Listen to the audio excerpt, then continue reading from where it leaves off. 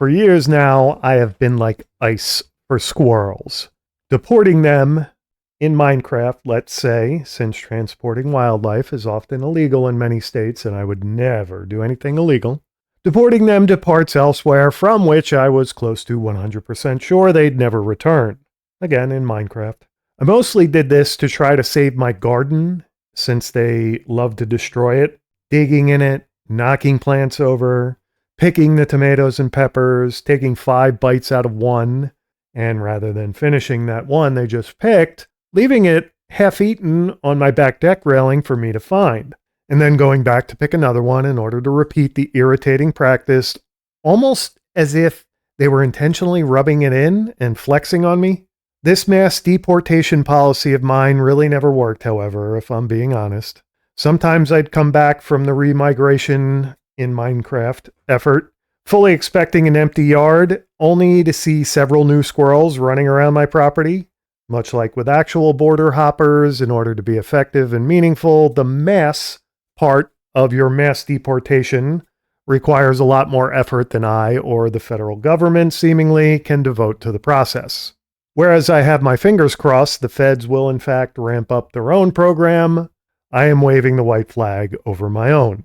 My present level of commitment obviously isn't good enough, and I can't go all out and spend every day and night trapping and transporting, in Minecraft again, the local squirrel population, which just keeps getting replenished by an unending stream of outsiders. I've got important things to do, like playing video games. So I'm taking a whole new approach. Appeasement. I figure if I house and feed them sufficiently, they'll leave my damn tomatoes alone, and I won't have to bait and monitor any more humane traps. And it's going to work, right? Right? So here are a couple squirrel boxes I made the other day and set high up in the tree canopy surrounding my yard. I'll be getting feeders soon and placing them, like these boxes, as far away from my garden as possible. I also decided since I'm going this far, I might as well put cameras in them for my own curiosity and enjoyment. And I honestly couldn't believe how quickly the little invading squatters moved in.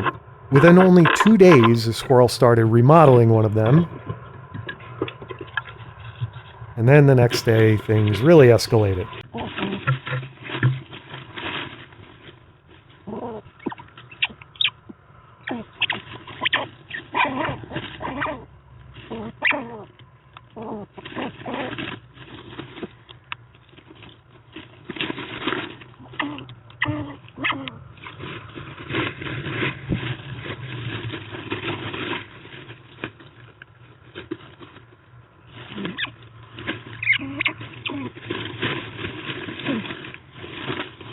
FYI, they're not fighting. They're playing and wrestling because they're either siblings or a mother and a grown pup settling into and getting rather comfortable with this box here.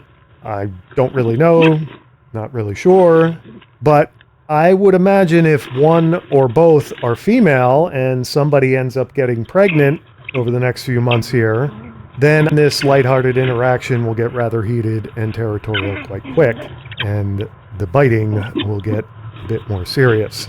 Somebody is going to get kicked out. I have no idea if any of this will work next growing season, and I probably only really need feeders and keeping them full to keep these little buggers away from my vegetables. Squirrel boxes are probably entirely unnecessary, but I had some leftover milled cedar laying around, and since I'm not getting rid of them anymore, I figured making them places to live wasn't a terrible idea. And again, I think the squirrel boxes and net cameras will add some entertainment value to the effort.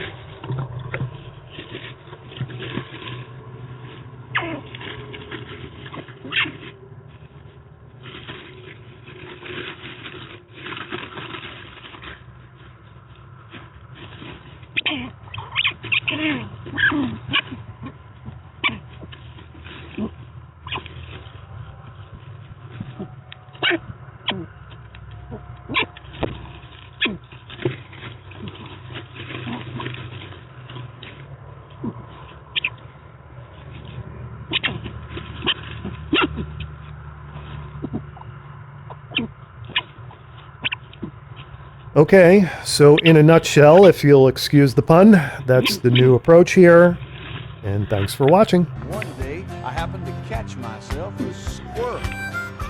Well, I stuffed him down in an old shoebox and punched a couple holes in the top. When Sunday came, I snuck him into church. I was sitting way back in the very last pew, showing him to my good buddy Hugh when that squirrel got loose, went totally berserk. What happened next is hard to tell. Some thought it was heaven, thought it was hell, but the fact that something was among us was plain to see. As the choir sang, "I surrender all," the squirrel ran up hard, moving his coveralls. Hard leaped to his feet and said, "Something's got a hold on me!" Yeah! The day the squirrel went berserk in the first self-righteous church in that sleepy little town of Pascagoula.